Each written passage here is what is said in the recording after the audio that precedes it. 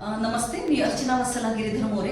आजचा आपला विषय आहे शून्य कचरा गणेश विसर्जन। आपल्याला माहितीच आहे की नदीमध्ये आपण गणेशचे विसर्जन करतो आणि नदी नाले खराब होतात। मला नाही वाटत की गणेशाचं विसर्जन आपण नदी नाल्यामध्ये करून जेव्हा नदीचं पाणी खराब करतो तेव्हा आपल्याला खऱ्या अर्थाने आशीर्वाद मिळेल।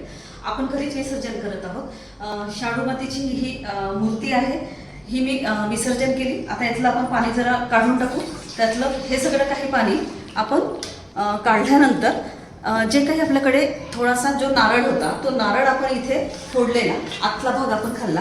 त्याच्यानंतर आपण इथे नारळाच्या कवट्या पण टाकू शकतो। हे नारळाच्या कवटे इथे साईडला टाकले तर पाणी शोषून राहतो। आणि त्याच्यानंतर आपण इथे सगळी आपण जी काही ही आपली गणेशजीची माती आहे ती आपण याच्यामध्ये टाकू। त्यानंतर आपण ही माती याच्यामध्ये टाकल्यानंतर आपण दुसरी माती सुद्धा आपण याच्यामध्ये टाकू आणि त्यानंतर आपण याच्यामध्ये एक चांगल्यापैकी हा मोठा झाड लावूयात। तर हा झाड लावलेला आहे। पुढल्या वर्षी हा झाड माझा मोठा होईल आणि आपल्याला समजायला हरकत नाहीये की आता 2024चे गणेशजी आपल्या हिरव्या झाडामध्ये जिवंत आहे। थँक्यू।